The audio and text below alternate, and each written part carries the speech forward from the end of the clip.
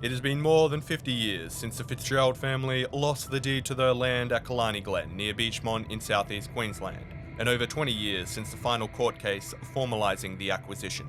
In 1971, the Defence Department began the compulsory acquisition of land throughout Back Creek Gorge in order to establish the Canungra Land Warfare Centre between Beechmont and Canungra.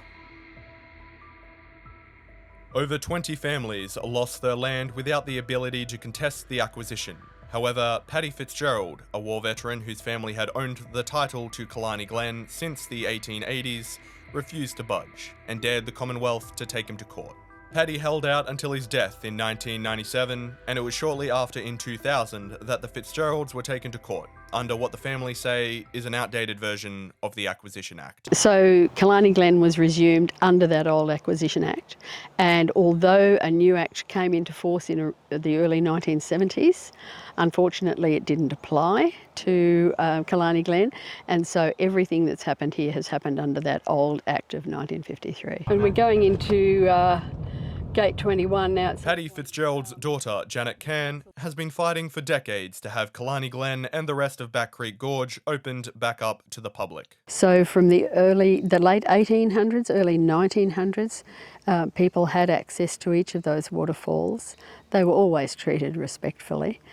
We have photographs of women in long dresses with large picture hats standing at the base of waterfalls, and that's because there were tracks into the waterfalls in those days. And so we'd just like to see a return to the community of the area for both its natural and cultural values. Between 1971 and 1997, Paddy would welcome sometimes hundreds of people a day through his property to see the natural formations in the area, including 6 spectacular waterfalls and the famous heart-shaped pool. A deal was struck in 2000, allowing public access to the land when the ADF wasn't using it for training. However, following the 2016 death of a tourist on site, Killarney Glen was closed off entirely. We understood there would be a temporary closure, and there was good reason for a temporary closure, both out of respect and while they worked out how they were going to manage the numbers of people coming in, because social media had made a huge difference to the numbers of people visiting, well over 200 a day by their own reckoning and by the markers and counters that they have in trees here.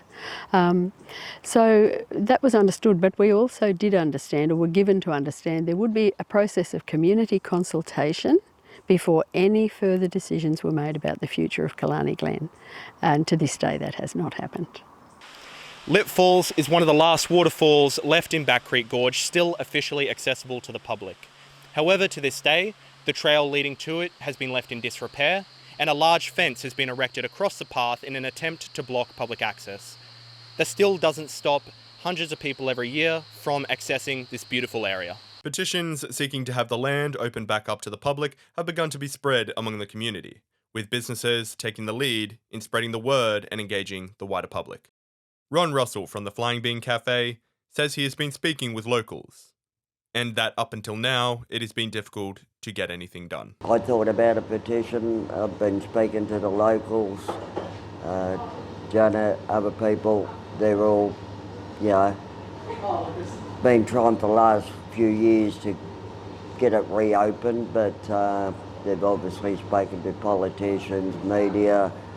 We're finding it incredibly hard to get anything done about it, and as I said, if someone just have to look at the area where it is to know it shouldn't be hidden away from the public. Mr. Russell also stated that a new national park would be a massive benefit for the local community. Would make a lot of difference if we can get a couple of these places opened up again. This gorge with its 6 waterfalls has to be unique. I don't know of another creek or river anywhere in southeast Queensland that can say it has 6 beautiful waterfalls in a 5-kilometre stretch. And it's an important corridor because it links Lamington National Park in the south with Tamborine Mountain in the north. So it's a very important wildlife corridor and geographical corridor too. Janet and her family hope to one day see this beautiful slice of paradise returned to the public, and to see their heart returned to southeast Queensland. Tyson Parker, QUT News.